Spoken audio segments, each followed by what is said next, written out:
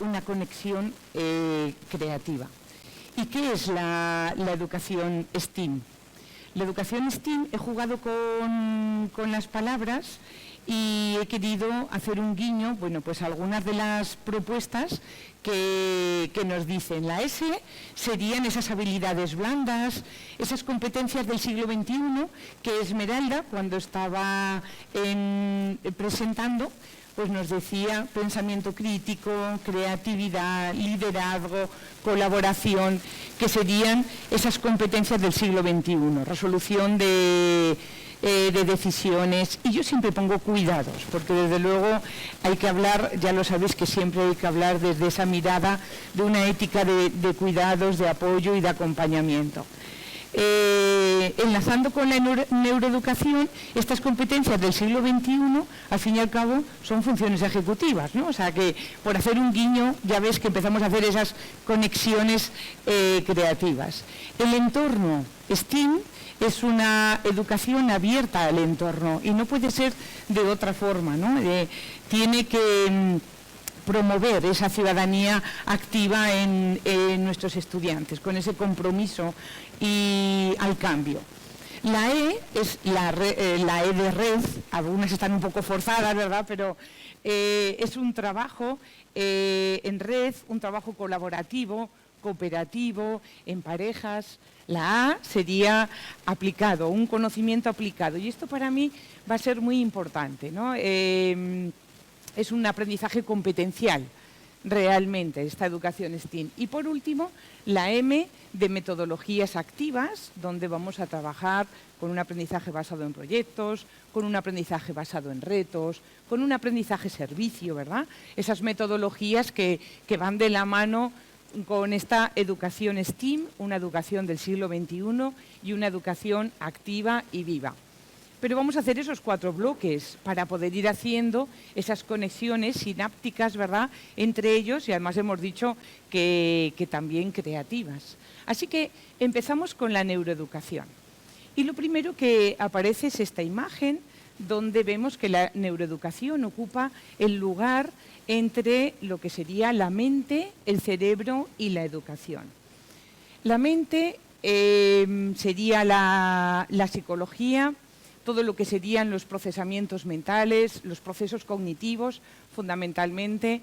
Allí es donde estudiamos la memoria, donde estudiamos la atención y donde estudiamos el comportamiento y, sobre todo, los procesos cognitivos. Cuando nos vamos a hablar de procesos cognitivos, ¿verdad?, parece que siempre nuestra conexión va a ser la taxonomía de Bloom, con esos verbos en infinitivo y esos procesos cognitivos para saber si estamos trabajando en alto o bajo nivel de los procesos cognitivos. La neurociencia, la tenemos a la derecha, sería el cerebro. La década de los 90 fue la década del cerebro, fue un boom. Y en aquel momento esas investigaciones más médicas, ¿verdad?, de lo que era el cerebro, de los que nos decía cómo funcionaba el cerebro, encontraba mucha separación entre la neurociencia y la pedagogía, entre lo que sería lo científico, lo más lógico, el cerebro, con la aplicación práctica en el aula. Y vieron que la psicología iba a hacer de puente. En la actualidad se sabe que ese puente ya no es lejano. Es más, esto que estamos viendo aquí ahora mismo es una nueva ciencia, como os voy a enseñar. Y tenemos allá nuestra pedagogía, cómo enseñamos, ¿no? Yo siempre pienso que tiene que ser una educación obligatoria. Bueno, cuando estudiamos magisterio es obligatorio, ¿verdad? Pero en realidad más obligatorio todavía. Hablaba antes de los cuidados, hay incluso una pedagogía de los cuidados, ¿no? El cómo Osiro, por ejemplo, que ahora no sé ni dónde está, habla también de la pedagogía de los espacios, ¿no? Esa importancia, cómo enseñar y cómo educar. Ya sabéis que la psicología se va a centrar más en cómo aprenden, ¿verdad?, en estudiar cómo aprendemos, la memoria, la atención, la percepción, funciones ejecutivas, y la pedagogía más cómo enseñamos. Y ahí en el medio tenemos, lo veis, cerebro, mente y educación. Y es una ciencia. Desde el año 2020 es la ciencia de la mente, el cerebro y la educación.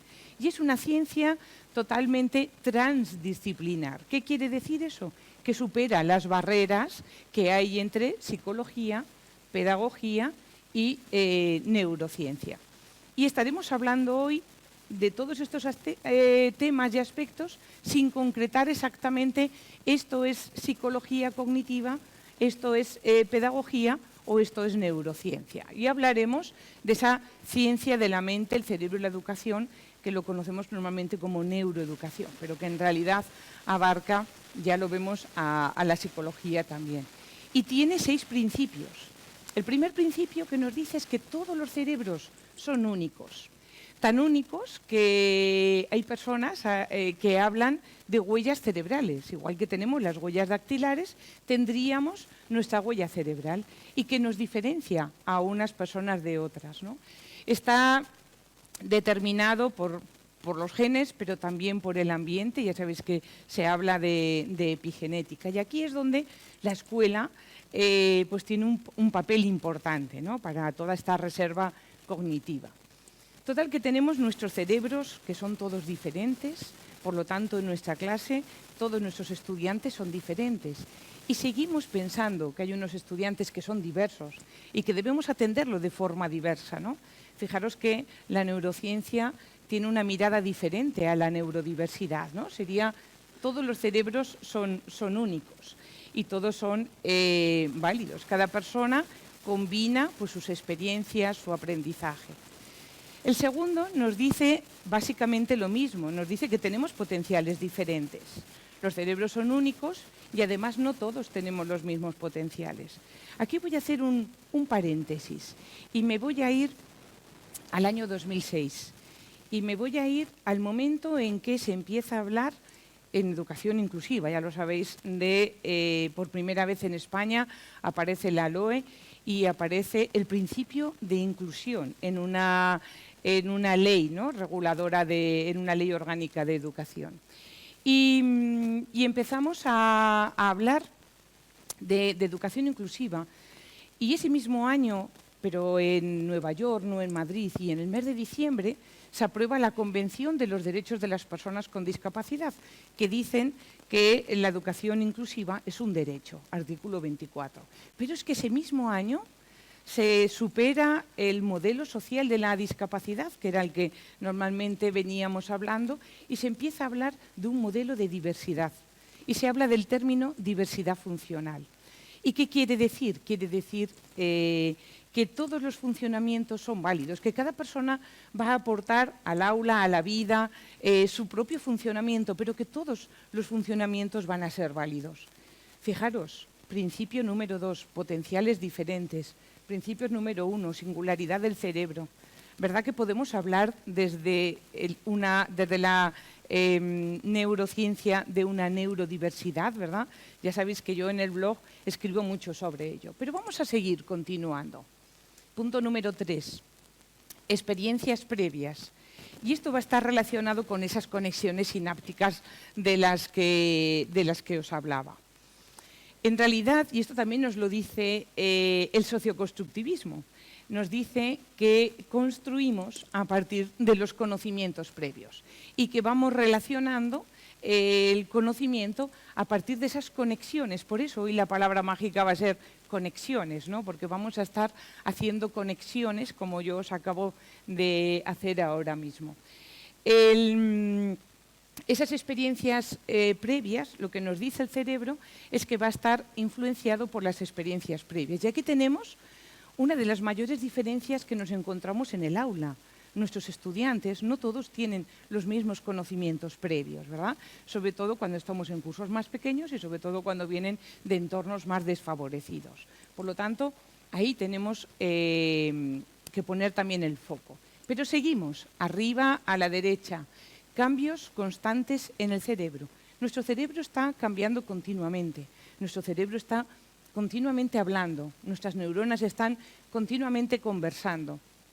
Son cambios moleculares, a nivel molecular, porque lo que hacen es, cuando hablan, intercambian neurotransmisores. Y estos neurotransmisores son los que producen ese cambio, esas conexiones sinápticas de las que volvemos a hablar. Nos dice que el cerebro es plástico. Fijaros, tan plástico que os voy a contar una cosa. Aquí en la parte debajo de la oreja, en la parte izquierda, tenemos una caja que se llama, una zona del cerebro que se llama la caja de las letras. No estamos preparados genéticamente para aprender a leer ni para aprender a escribir, ¿no? Nuestro cerebro está preparado para identificar caras. Entonces, esta parte del cerebro, aquí debajo de la oreja, en la izquierda, en un principio la utilizamos para identificar las caras, ¿no? Cuando somos bebés. Esta zona se recicla y la parte para reconocer las caras pasa a la parte derecha, a la misma altura, y esta zona se recicla para identificar letras. Por eso se llama la caja de las letras. Es increíble estudiar el cerebro. Y también sabemos que en la zona del hipocampo, donde tenemos parte de la memoria a largo plazo, en edad avanzada, estoy hablando de 85, 86 años, se han encontrado células madre, o sea, hay regeneración de células de neuronas, hay regeneración de neuronas, aunque es verdad que existen diferencias con respecto a la edad, pero el cerebro es plástico. Y por último, y ahí nos vamos al aprendizaje, ¿verdad? Para aprender hace falta memoria y atención. Sin atención no hay aprendizaje y eso va a ser una de las pautas que nos va a decir el diseño universal para el aprendizaje. La mayoría del aprendizaje escolar requiere algún tipo de memoria a largo plazo, a corto, memoria de trabajo y atención, ¿verdad? Entonces, estos son nuestros principios de la ciencia, el cerebro y la educación. Ahí hablamos de neuroeducación y diluimos las fronteras entre esas tres disciplinas. Si bien es cierto que hay una tendencia siempre a representar, ¿verdad?, el cerebro, el lado izquierdo más racional, más analítico y el lado derecho más creativo, nuestro cerebro está totalmente conectado y trabaja de forma modular. ¿Y eso qué quiere decir? Luego os voy a poner una imagen para que lo veáis. Entonces, en realidad, cualquier actividad, cualquier propuesta, cualquier trabajo que hagamos en el aula, lo que hacemos es activar las dos partes del cerebro. Y rompiendo con esa idea que teníamos, que ahora sería un neuromito. Ya sabéis que los neuromitos son investigaciones que en su momento fueron reales, ¿verdad? Estamos hablando de todos los años 90 y estamos en el 2023, y que el avance de la ciencia ha demostrado que no era del todo correcto, ¿no? Esta idea de separar los hemisferios. Y esta sería la versión actual, ¿no?, de cómo es el cerebro. Lo explico en el libro, por eso es la imagen cogida del libro. Vamos a imaginarnos que estamos en el colegio, en primaria, y que cada uno de los colores representa a un ciclo. Tenemos el primer ciclo, el segundo, el tercero, y también tenemos la etapa de infantil, ¿verdad? Si estamos en un instituto, tendríamos distintos departamentos y cada color representaría un departamento. Y entre esos módulos, o bien coordinadores, o sea, ciclos, o bien departamentos, entre esos módulos hay conexiones, es decir, hay reuniones de ciclo, reuniones de departamentos, ¿verdad? Y hablamos y comentamos, hay conexiones. Ya sabéis que la palabra mágica va a ser conexiones. Y en todos los ciclos o departamentos tenemos un coordinador, coordinadora de ciclo, que aquí lo representamos en la derecha de color rojo, y que le vamos a llamar conector hub. Es un hub, ¿vale? Los hub, los coordinadores de ciclo, los jefes de departamento, se reúnen periódicamente en una comisión de coordinación pedagógica, Entonces todos los rojos se unen, ¿verdad? Y tienen conexiones entre ellos, de forma que el coordinador o coordinadora, jefe de departamento, tiene conexiones con sus colegas de ciclo y de departamento y a la vez conexiones en la comisión de coordinación pedagógica. Este es nuestro cerebro, ¿no? Puede ser que a lo mejor, imaginaros que una de esas redes neurales sea la memoria de trabajo, estaría aquí en la parte frontal, pero en un momento determinado tiene conexiones con las emociones o tiene conexiones con la memoria a largo plazo, ¿no? Esos conectores hub forman a su vez un club que se llama un Rich Club, un club rico en conexiones. Las investigaciones actuales nos dicen, en cuanto a trastornos del neurodesarrollo o enfermedades como el Alzheimer, ¿verdad?, que puede ser que uno de los conectores hub no funcione. Entonces sí que sí trabaja el módulo, pero no hay información con el resto de los módulos. Así funciona nuestro cerebro, no de forma estanca. Entonces, estas investigaciones actuales sobre el cerebro, esta imagen es del 2021, nos llevan a romper con la idea de que el cerebro izquierdo, ¿verdad?, esa idea que hemos visto antes, era más analítico, más y no se conecta con el derecho y entonces trabajo el derecho y el izquierdo. No, nuestro cerebro está totalmente conectado, incluso hablamos de conectoma, igual que se habla de genoma. Estas son nuestras neuronas. Las neuronas están por más sitios del cuerpo humano. Ahí tenemos la sinapsis, que es la conversación. Nuestras neuronas están continuamente hablando, siempre están hablando. Aun cuando estamos dormidos y dormidas, siguen hablando, ¿no? Si dejasen de hablar es que nos habríamos muerto. Y entonces tenemos, las neuronas se van a organizar en redes, en sistemas, ahora ya sabemos cómo están organizadas por módulos, ¿verdad? Y tenemos 80.000 millones de neuronas. Sabiendo que cada neurona puede alcanzar hasta 10.000 conexiones, imaginaros la cantidad de conexiones, ¿verdad? Y aquí aparece la palabra mágica otra vez, que hay en nuestro cerebro. Cada conexión supone un aprendizaje. Si yo digo, me tengo que organizar la maleta para venir a Toledo, estoy conectando unas redes neurales concretas. Si yo estoy planificando mis vacaciones de verano, estaría conectando unas redes neurales concretas. Si estoy aprendiendo, hoy aquí estoy escuchando a Coral, estamos conectando, haciendo conexiones con conocimientos que ya tenemos.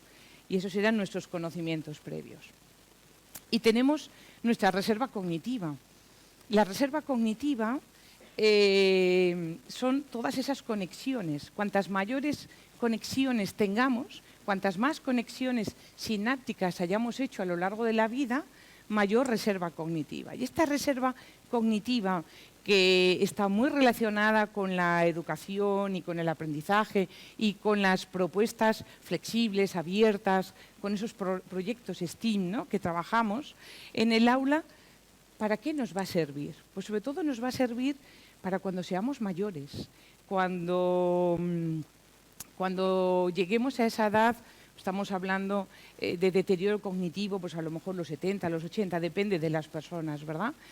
Y todo esta reserva cognitiva lo que hace es posponer ese deterioro cognitivo. Mi madre hace 2 años que sufrió un ictus. Al poco de mitad de la pandemia, yo siempre pienso que ella pasó con pocos síntomas el COVID y que esto le vino después, ¿no? Fue todo aquí en la parte izquierda, el área de Wernicke, el área de Broca, de forma que mi madre estuvo sin poder hablar y casi sin mirar y sin nada, se miraba solo la camisa, nos miraba a nosotras durante mucho tiempo, porque no comprendía y no podía expresar. El área de Wernicke es la comprensión, el área de Broca es la expresión. En estos momentos, hombre, no habla maravillosamente bien y no comprende y a veces se le va la cabeza, pero yo siempre digo que gracias a la reserva cognitiva que tenía mi madre, que era una persona que había estudiado, que había leído, una persona culta, en la residencia se asombran, ¿no?, de su mejoría. Entender mejoría, bueno, para mí sí, ¿no?, pero es esto, ¿no? Y aquí es donde estamos en la educación, haciendo esas conexiones sinápticas. He cogido el libro, este fragmento del libro de neuroeducación y lectura de Mora, porque las personas que estéis aquí, ¿quién estáis de infantil? Pues esto va para vosotras. Y en los primeros ciclos de primaria, este libro es súper recomendable para todas esas personas si os gusta el tema. En ese libro, científicamente, igual que en el libro de Stanislas Dehaene, del cerebro lector, nos explica por qué no hay que leer antes de los 6 años. ¿Vale? Nos explica que nuestro cerebro no está preparado. Habla de ese reciclaje neuronal del que os he contado y de la importancia de esa plasticidad del cerebro. La capacidad de leer, ya os he contado que en realidad hay un reciclaje neuronal, hablamos entonces de plasticidad del cerebro. Pero es curioso también, si os interesa este tema y buscáis en Internet, en Google, reciclaje neuronal dislexia, veréis cómo las personas con dislexia, esa caja de las letras no está donde lo tenemos las demás personas. Siguen teniendo aquí la identificación de caras, aunque tienen también parte de identificación de caras en la parte derecha. Las conexiones va a ser la pieza angular para hoy, que eran esas conexiones sinápticas y neurales creativas, ¿verdad? Es lo que había hecho yo para ir uniendo mi título, pero en realidad es la pieza angular, como nos dice Mora, Francisco Mora, para nuestras capacidades mentales para el aprendizaje. Ahí había un vídeo, no sé si se puede poner no tiene voz, simplemente es para que veáis la sinapsis, simplemente. Bueno, a lo mejor como está en PDF no se puede poner, no pasa nada. Como lo vais a tener en Geniali lo podréis ver, ¿vale? Las conexiones que se van haciendo.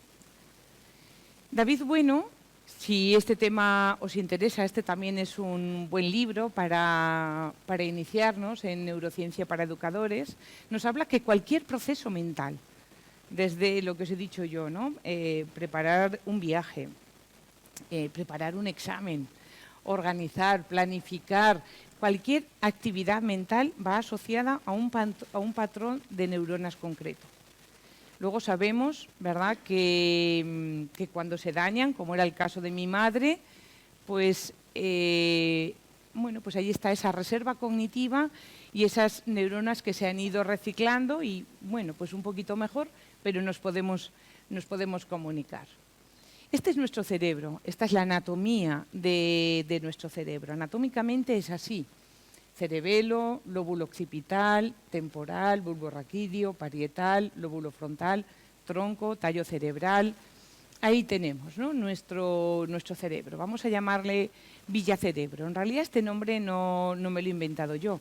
Este nombre lo utiliza Javier Tirapu en uno de sus libros, que es precisamente este. Voy a ir mirando el reloj para no despistarme.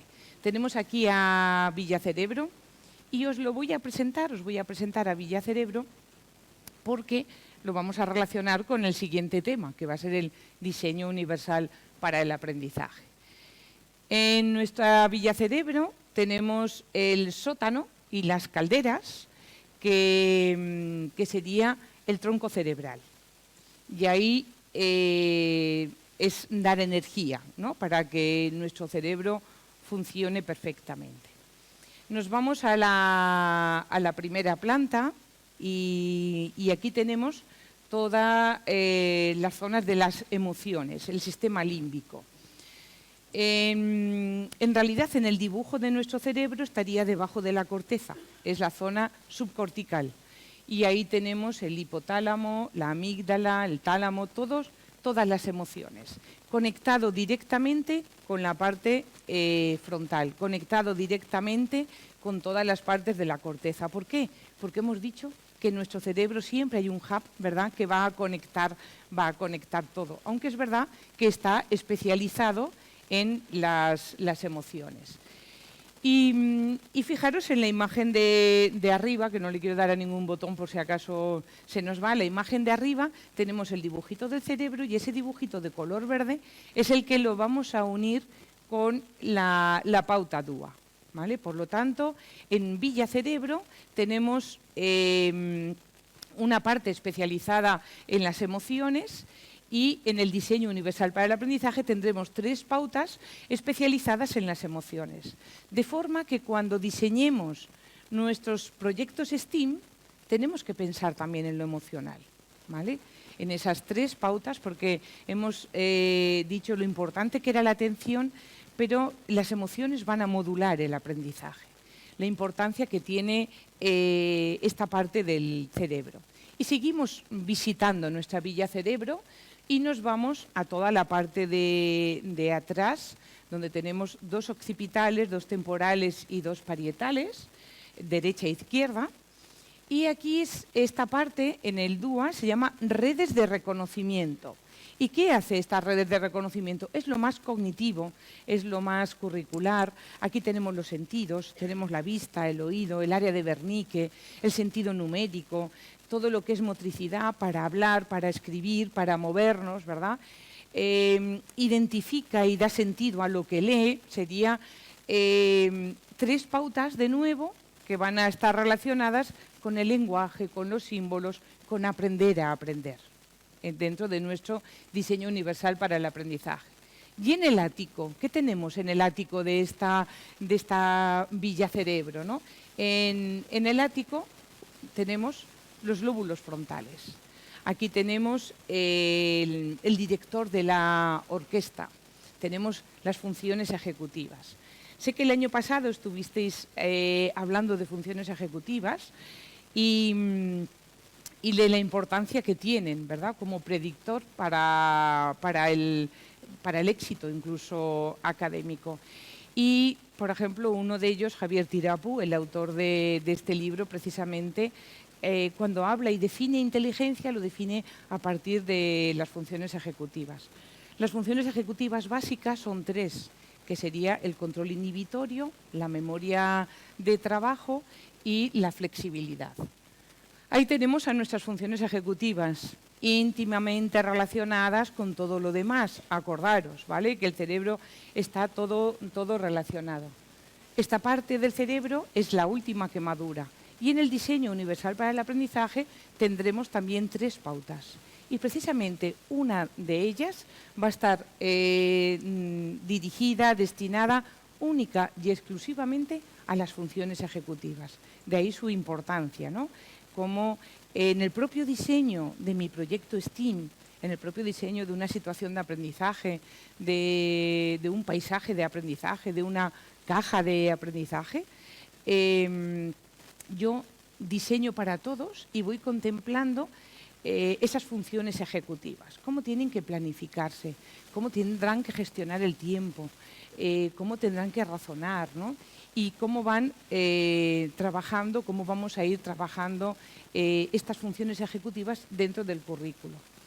Ayer venía leyendo un libro de un autor y una autora que han decidido que, bueno, pues que yo era la persona adecuada para que les escribiese el prólogo. Es un libro, la verdad es que me está gustando mucho, del ajedrez en la escuela.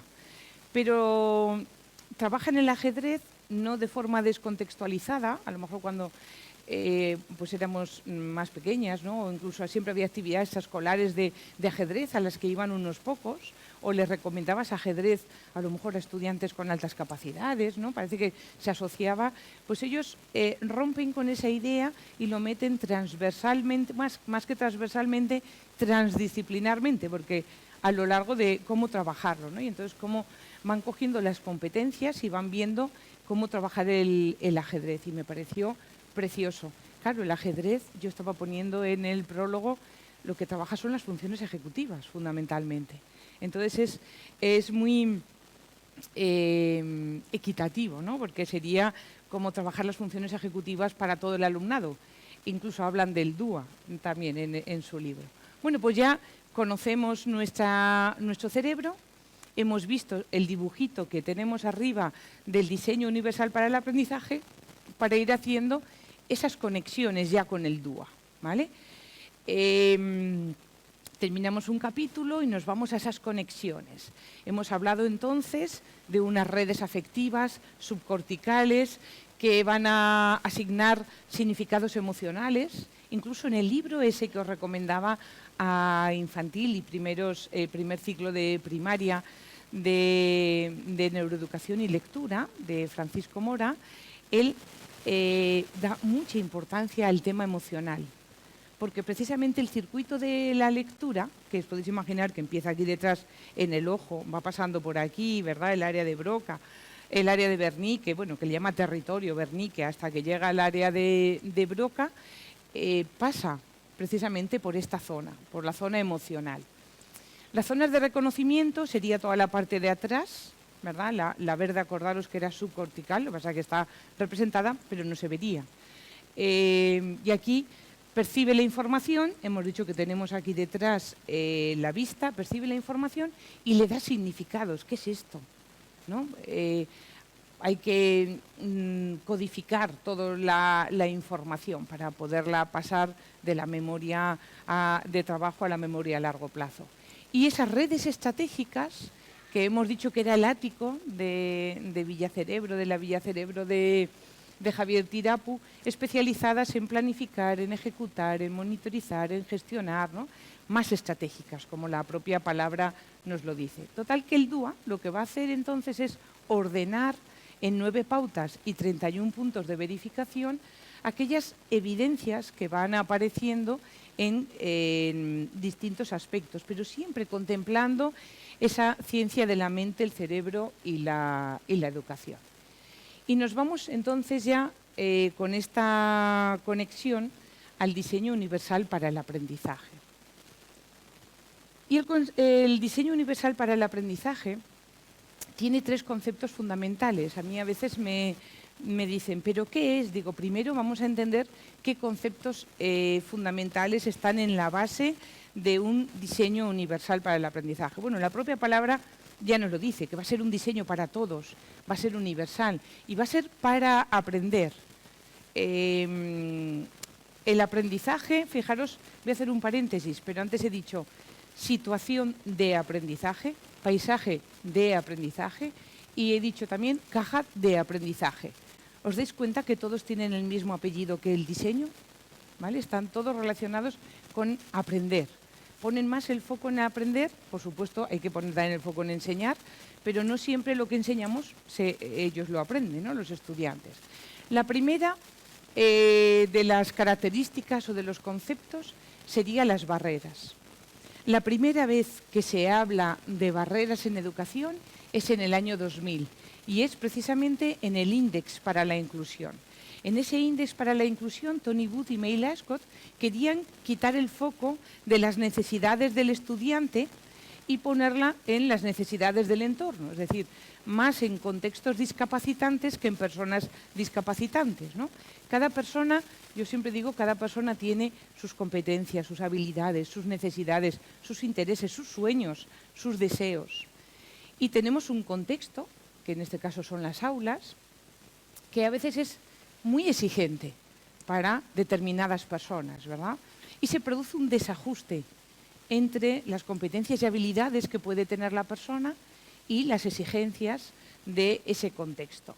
Y en ese desajuste es donde yo enmarco el diseño universal para el aprendizaje como un sistema de apoyos que va a anticipar y minimizar esas barreras y que tiene en cuenta que todos los estudiantes son diferentes. Acordaros de esta neurodiversidad de la que hemos hablado, ¿no? de esos funcionamientos diferentes que hemos dicho, distintas formas de procesar. Y el tercero me gusta mucho, que dice un aprendizaje experto para todo el alumnado. Y aquí Os voy a poner un ejemplo. En una ocasión me escribe una chica que conocí yo el año pasado. Ella, cuando yo la conozco, estaba en un cole de primaria de profesora de pedagogía terapéutica en un pueblo de Mallorca y se va al instituto. Y entonces ella me escribe como un poco desesperada que hay una profe que dice que el DUA no sirve para nada, ¿no? Que esto no funciona, no funciona. Y dice, porque fíjate, y entonces ella me explica lo que hacía la profesora, ¿no? Con toda su buena voluntad. Dice, bueno, pues tenía un estudiante que necesitaba lectura fácil y entonces ella lo que hacía era los mismos exámenes que ponía para ese niño, pues se los ponía a todos. Esto es un diseño universal. Eso no es lo que pone aquí, ¿verdad? Aquí dice aprendizaje experto, altas expectativas, vamos a traducirlo, altas expectativas para todos los estudiantes.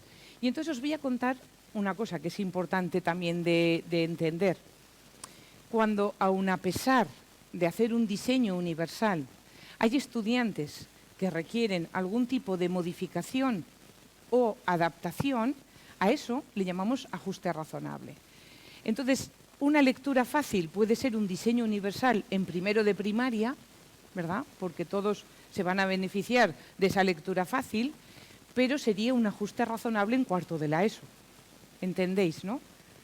Entonces, un diseño universal es un diseño para todos, pero altas expectativas, siempre logrando un aprendizaje experto, porque si no sería regresión a la media, ¿no? Aquí otra vez sería la idea de café para todos.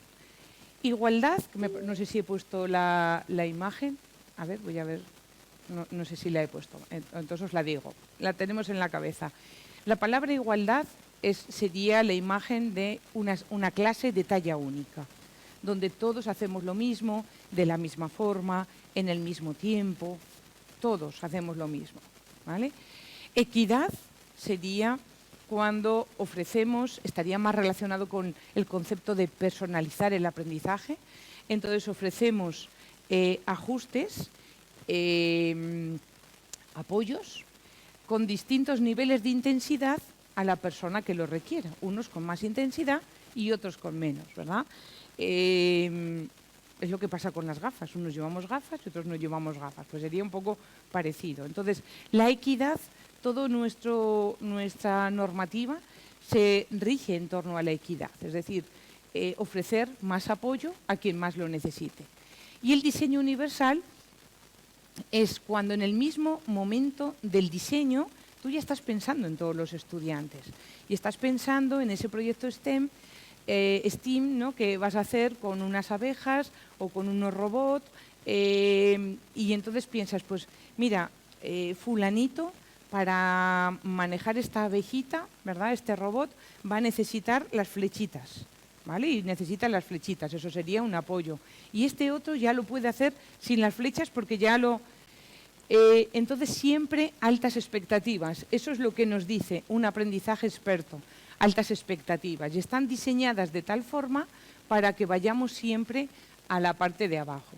Y aquí tenemos a Jennifer Levin. Jennifer Levin es en estos momentos la directora académica de CAST, el centro americano que ha creado el marco conceptual, y nos lo define como un marco educativo, no como una metodología. No es una metodología es el aprendizaje cooperativo, el aprendizaje basado en proyectos, el aprendizaje basado en retos, ¿no? El aprendizaje servicio. Pero el DUA no es una metodología, es un marco conceptual donde hay 9 pautas, 3 en cada una de los principios o redes que hemos visto y diferentes puntos de verificación, que nos ayuda precisamente a diseñar entornos, propuestas, situaciones de aprendizaje, cajas, lo que diseñemos, paisajes, de forma flexible, una forma en la que quepan todos. ¿Qué pasa entonces? Que se minimizan las barreras, a veces no se pueden eliminar las barreras, se minimizan. Se tiene en cuenta que todos somos diferentes, ¿verdad? Y no solo aquel niño o niña con la etiqueta.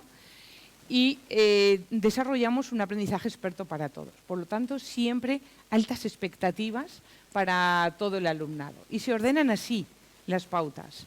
Y no hace falta chequearlas todas ni ir punteándolas, sino que siempre, depende cuál sea nuestro objetivo, yo cogeré unas pautas u otras, ¿no? Unos puntos de verificación u otros.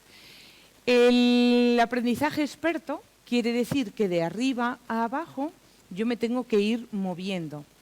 ¿Por qué? Y ahora lo vamos a ver en grande para que lo entendáis mejor. Hay 3 pautas en el acceso, 3 pautas en la construcción y 3 pautas en la internalización. Y está diseñado de tal forma que siempre tenemos que llegar a la internalización. ¿Cómo sé entonces, me preguntan, ¿no? ¿Cómo sé entonces que estoy haciendo DUA? Porque, claro, en realidad no te dicen utiliza 3 de aquí, 2 de aquí y cuarto y mitad del otro sitio. No, ahí están las pautas y te dicen cuál es tu objetivo, qué pautas necesitas, cómo es tu contexto, ¿no? Simplemente hay que conocerlas y ir moviéndote. Y hay gente que se piensa que hace DUA simplemente poniendo un vídeo. Pues sería muy pobre porque nos estaríamos quedando solo en la accesibilidad. Lo que nos dice el DUA es altas expectativas, un aprendizaje experto, llega hasta la internalización. Ahora os explico qué quiero decir con esto. La meta siempre será lo que pone aquí abajo, aprendices expertos, decididos, motivados, comprometidos con la tarea, que se manejen, que sean capaces de aprender a aprender y que sepan autorregularse, que tengan estrategias, ¿verdad? Esas funciones ejecutivas que decíamos. No es necesario, esto es importante, no es necesario seguir todos los indicadores. CAST, el Centro Americano de Tecnología, nos dice que tenemos que mezclarlas y aplicarlas según el objetivo que persigamos, ¿vale? Siempre tener muy claro cuál es vuestro objetivo. Y entonces tenemos 3 pautas en el acceso. ¿El acceso qué sería? El acceso es accesibilidad. Vamos a ponerlas aquí en grande para que las veáis mejor. 3 pautas relacionadas con la accesibilidad. En estas 3 pautas, este es el momento del diseño y entonces yo pienso como maestra, ¿cómo puedo captar el interés? Y me dice, déjales que elijan. Es verdad, esto es importante. Déjales que elijan. Haz itinerarios, por ejemplo, los paisajes de aprendizaje me permiten hacer itinerarios, ¿verdad? Mira, estas actividades son obligatorias y estas, de todas estas, elige tantas. Permite que eliminar todos los distractores, elimina los distractores y también me dice que lo que haga, la propuesta que haga, que sea relevante, que tenga sentido y valor para ellos, que sea funcional. Me voy a la percepción y entonces pienso qué alternativas le puedo dar al texto escrito, porque a lo mejor tengo pues, peques que no tienen adquirida la lectoescritura o desconocimiento del idioma o algún trastorno del neurodesarrollo, ¿no? Y dificultades para la lectoescritura. ¿Qué alternativas puedo dar al texto escrito? Y luego me dice, acción física, manipula, permite que interaccionen, esa imagen interactiva del paisaje de aprendizaje o esas tecnologías incluso de asistencia o esa lengua de signos que era la que estaban utilizando al cantar. En estas 3 pautas no intervienen los estudiantes, esto es acceso. Soy yo la que me garantizo la accesibilidad. Si yo pongo un vídeo, todo el mundo hemos visto que sería una alternativa al texto escrito, ¿verdad? Pero me estaría quedando solo en el acceso. Seguimos avanzando y nos vamos a la construcción. Ya veis que estamos en el medio, lo ponemos en grande. A ver, que le he dado, aquí lo tenemos. Lo ponemos en grande y entonces estamos precisamente en el meollo donde aparece el enfoque socioconstructivista, que es una teoría, ¿verdad?, primero de la filosofía y luego de la psicología, que nos habla de construir el conocimiento, de hacer relaciones entre el conocimiento, de hacer esas conexiones, que era la palabra mágica de hoy. Y nos dice que lo primero que tengo que hacer es mantener el esfuerzo y la persistencia. ¿Y cómo puedo mantener el esfuerzo y la persistencia? Nos dice, en uno de sus puntos de verificación, mira, Coral, antes de empezar, diles de qué vas a hablar. Comparte los indicadores de logro. Incluso construye con ellos la rúbrica, la diana, los indicadores, la lista de verificación para que chequeen. Permite que trabajen colaborativamente. Trabaja con aprendizaje dialógico para aprender del diálogo. Hazles un buen feedback. Y sobre todo, ponles retos y desafíos. Al cerebro le gustan los retos y desafíos. Otra de las pautas habla de la importancia del lenguaje y de los símbolos. Si tú has puesto muy accesible, con una letra muy grande, el fondo blanco, la letra negra, todo precioso, ese texto, pero resulta que las palabras que estás utilizando no las entienden, va a ser difícil que luego lo comprendan. Por lo tanto, esta pauta lo que nos dice es clarifica el lenguaje, clarifica los símbolos, ayúdales a hacer esa decodificación, ayúdales a trabajar, a hacer las conexiones entre los conceptos, a trabajar, pues, por ejemplo, con mapas mentales, con mapas conceptuales, que quede todo bien claro para luego poderlo comprender. Y la última de las pautas, a la derecha, expresión y comunicación, dice que no se expresen solo por escrito. Si resulta que todas las evidencias que recojo yo son por escrito y ese niño, esa niña, esa adolescente tiene dislexia, le estamos poniendo su barrera, ¿verdad? Vamos a permitirle otras opciones, o por lo menos voy a coger evidencias de otras opciones. Y aquí hay gente que me dice, ya, entonces no escribirán nunca, ¿no? No. Si mi objetivo es escribir, tienen que escribir, ¿os acordáis? Siempre, ¿cuál es tu objetivo? Si mi objetivo es escribir, tienen que escribir. Pero si mi objetivo, imaginaros, es reconocer o identificar la vida de no sé qué, de las aves, no sé cuántos, de la laguna, pues me da igual el formato que lo hagan, ¿no? O escribir recetas de cocina, que os contaba un día cuando estábamos online. Entonces, la expresión, opciones a la expresión, pero también dice a la construcción. ¿Qué quiere decir opciones a la construcción? Vamos a imaginarnos que yo os digo que tenéis que escribir un email, porque resulta que cuando me escribís emails ni os presentáis ni os despedís y digo, vamos a escribir un email. Entonces yo os doy un buen ejemplo de un email. Mira, para que os ayude, ¿verdad? El buen ejemplo. Incluso os doy los pasos para ir siguiendo un email. Eso sería construcción, ¿vale? Eso sería use múltiples herramientas para la construcción. Te está ayudando a construir, en este caso, el email. Sería lo que llamamos andamiajes o apoyos.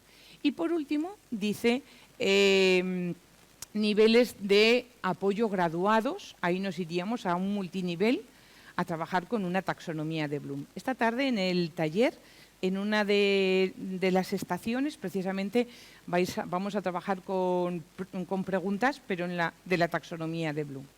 Bueno, total, que aquí en la construcción tenemos un sistema de apoyos, de andamiaje, que va a ayudar a los estudiantes a construir el conocimiento. Pero hemos dicho altas expectativas para todo el alumnado, es decir, siempre tenemos que llegar abajo. Vamos cogiendo de una, de otra, pero siempre tenemos que llegar aquí abajo.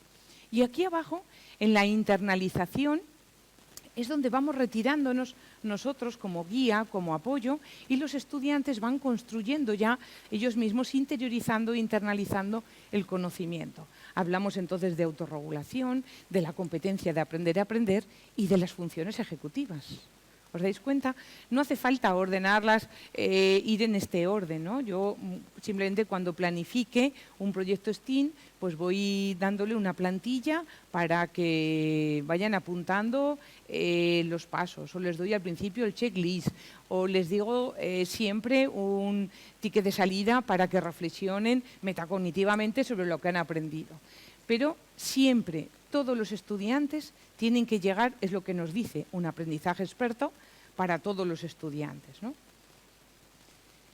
Y ya la última conexión, para ir terminando, sería el proyecto STEAM. ¿Cómo relaciono entonces todo lo que hemos visto de diseño universal para el aprendizaje con un proyecto STEAM? Cuando lo abráis, que lo tendréis en Genial, y lo que pasa es que aquí lo hemos puesto en PDF para garantizarnos que no tuviésemos problemas, donde pone la crucecita, lo explico, ¿vale? Tendréis allí el tip. Primero, anticipar barreras y minimizarlas. Eso era lo primero del DUA. ¿Qué barreras tengo? Yo a veces pienso en los estudiantes que tengo en los márgenes y voy diseñando para todos los estudiantes. Cuando a veces el diseño para todos les sirve también a ellos, estupendo. Si necesitan un ajuste, sería ese ajuste, ¿no? Si necesitan una adaptación o modificación. Luego nos dice accesibilidad del diseño. ¿Os acordáis? Acceso. 3 pautas. Os diría cómo captéis el interés, ofrecer alternativas, itinerarios formativos, para empezar a trabajar la personalización en el aula.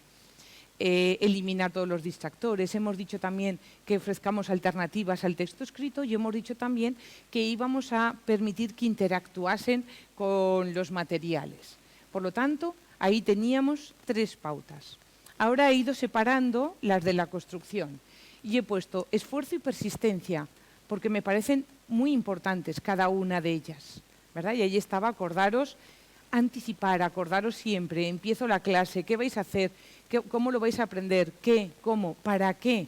El para qué es importante, porque hay veces que, recuerdo mi hija ya en secundaria, la pequeña, que me decía, ¿y esto del análisis morfosintáctico para qué sirve, no? El para qué. Arriba a la derecha pone lenguaje y símbolos. Ahí sería clarifica. Podemos trabajar con tarjetonas de vocabulario. Pueden hacer ellos sus propios glosarios. Podemos trabajar con diccionarios. Las palabras, clarificar palabras, notaciones, símbolos. Abajo pone opciones a la expresión y la comunicación. Y ahí teníamos opciones para que se expresen y comuniquen, pero también para que construyan, ¿os acordáis? Y todo el multinivel. Y por último, todo lo que era la internalización, que era toda la metacognición. Lo importante de la metacognición. Y esto tiene que estar en el diseño de mi proyecto STEAM, ¿vale? Que yo lo puedo diseñar como situación, como paisaje, como caja, como unidad didáctica, como ABP, como en el formato que queramos. Pero siempre teniendo en cuenta a todo el alumnado. Y ya vamos terminando y nos adentramos en el STEAM, ¿no? Que era la última palabra. Van a ser proyectos interdisciplinares, transdisciplinares, que van a unir varias disciplinas. ¿Qué diferencia hay entre inter y trans? Voy a empezar por la segunda, trans. Aquí ya lo he dicho antes. Ciencia de la mente, cerebro y educación. He dicho que había 3 disciplinas, ¿verdad?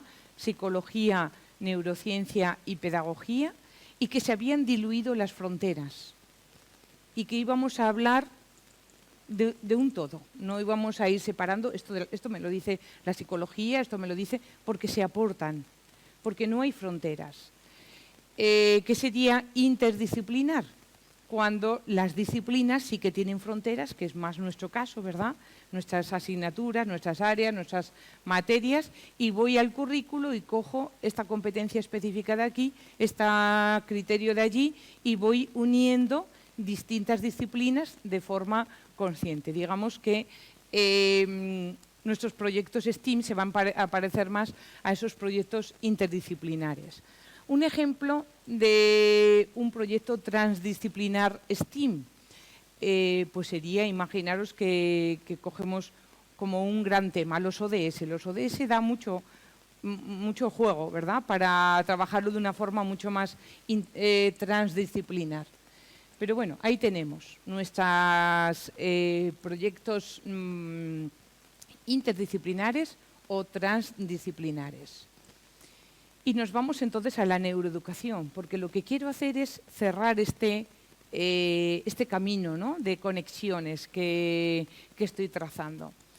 Y en el propio libro hablo de cómo llevar la neuroeducación al aula. Y la neuroeducación nos dice que despertemos la curiosidad. Me voy al DUA y me dice, capta el interés, ¿os acordáis? Y me he ido a la psicología cognitiva y he dicho, sin atención no hay aprendizaje. Ya hemos ido hilando los 3, ¿no? Lo importante que es despertar la curiosidad en el aula con el proyecto STEAM. Entonces empezaríamos con algo motivador, con un desencadenante, con un vídeo, con una salida, con una propuesta que me lleve a trabajar la curiosidad. Voy hacia abajo, ¿vale? Sobrecarga. No he hablado de la memoria, pero nuestra memoria de trabajo, que la tenemos aquí, es que os he dicho que era una función ejecutiva. Antes se pensaba que era una memoria a corto plazo, pero ahora se sabe que además de ser limitada, es donde manipulamos la información. Si, por ejemplo, en el cole estamos haciendo cálculo mental y yo digo 4 por 3, pues todos 12, 25 por 8, 8 por 5, ya nos cuesta un poco más, ¿verdad? 527 por 6, 27, cada vez, y donde estamos manipulando la información es la memoria de trabajo. Ahora mismo estáis manipulando la información en vuestra memoria de trabajo.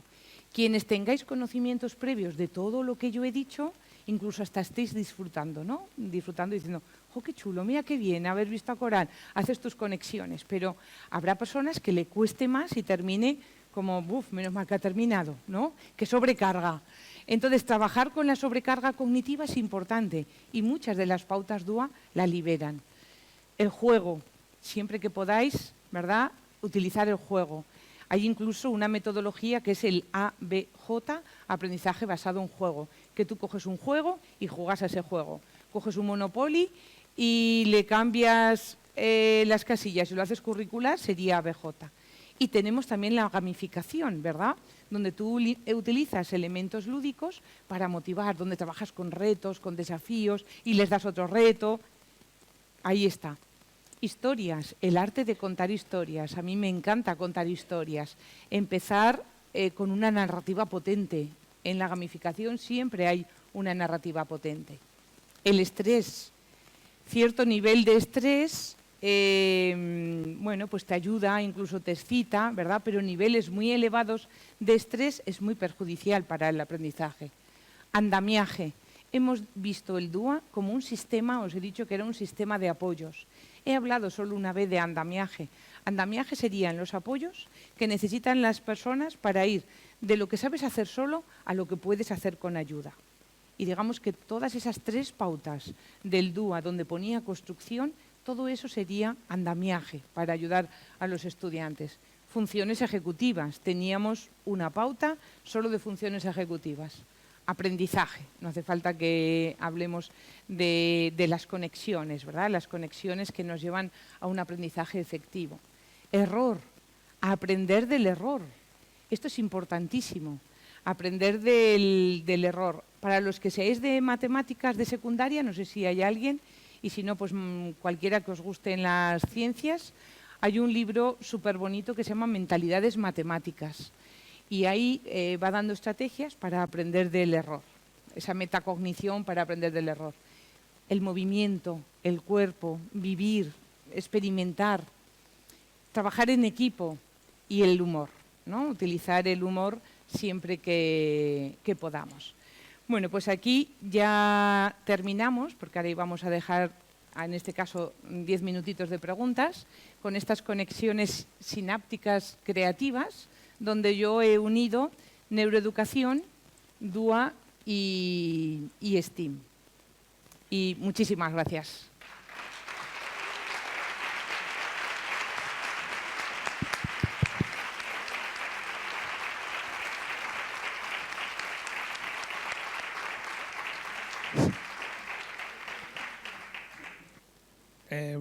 Buenos días. Una pregunta. El tema de los dispositivos, las tablets, todo esto, a la hora del DUA, ¿qué relación? ¿Mejor, peor? Ahora que se está hablando de que el aprendizaje lo pueden condicionar o el desarrollo incluso cerebral.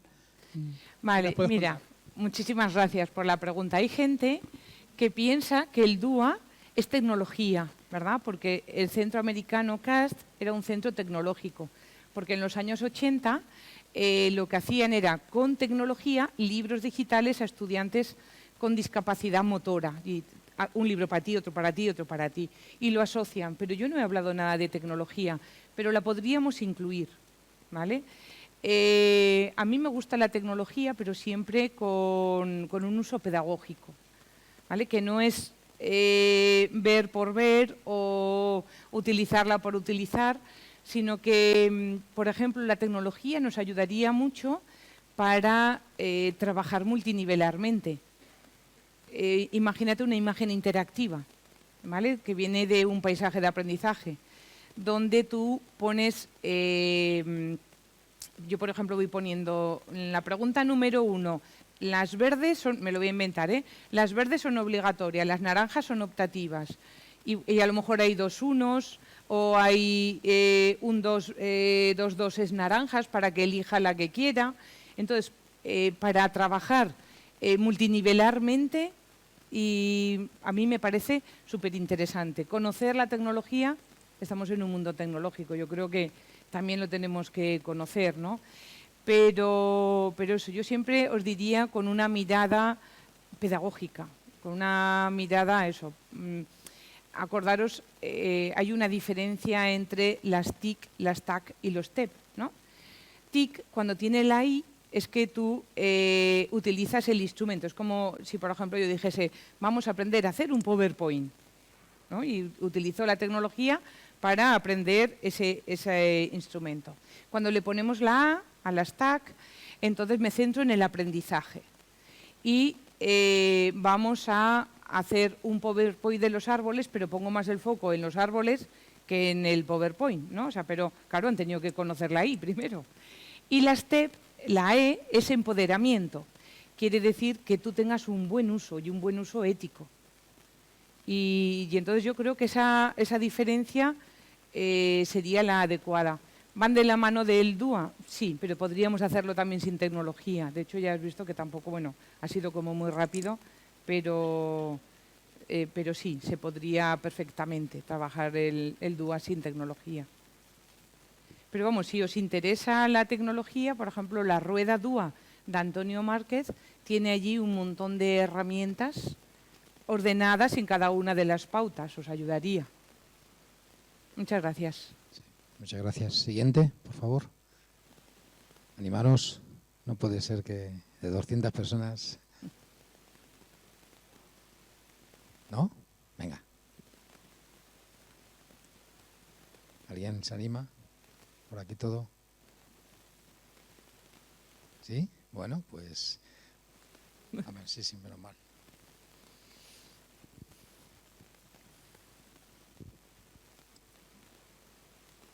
Hola, Coral. Hola. Gracias por tu ponencia.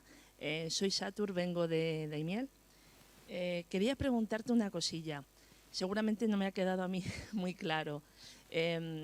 Hablas de diluir las fronteras y a mí eso me encanta, pero cada vez tenemos más limitaciones, encasillamiento a nivel legislativo. Las leyes son, pues van muy encasilladas a esa programación que a veces pues, nos dificulta, ¿no? Diluir esas fronteras. ¿Cómo hacerlo?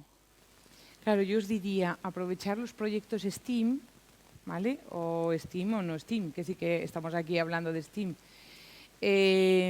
Por ejemplo, ¿vale? Te voy a poner un ejemplo. Vamos a imaginar el ODS del agua. Y entonces cogemos el agua. Y nosotras somos tú de un departamento, yo de otro, o de distintas especialidades. Y estamos como de 3 o 4 especialidades. Entonces yo tendría que coger mi currículo, porque tiene sus fronteras, ¿verdad? Tú tendrías que coger el tuyo, tú cogerías el tuyo y tú el tuyo. Y ahí estaríamos las 4, cada una con nuestro currículo, viendo qué puedo aportar desde mi asignatura al agua, ¿vale? Y entonces cogería mi propio criterio de competencia, criterio de evaluación, yo luego desmenuzo los criterios de evaluación y los transformo como en indicadores más sencillitos, ¿vale? Por ejemplo, vamos a imaginarnos que fuese de lengua castellana y que pone expresar de forma oral no sé cuantitos, no sé qué. Pues entonces yo cogería ese criterio y diría, pues mira, la exposición oral que han hecho contigo, que tú eres de biología, me lo invento, la voy a evaluar yo. Y entonces la harían conmigo, ¿vale? O sea, sería la única forma, diseñando tú y yo juntas desde nuestros compartimentos, porque está todo muy compartimentado. Eso sería. Os lo tendría que explicar con ejemplos, pero bueno, si no esta tarde me preguntáis cómo me vais a ver y llevo mi portátil, si no os lo enseño en el portátil. Muchas gracias.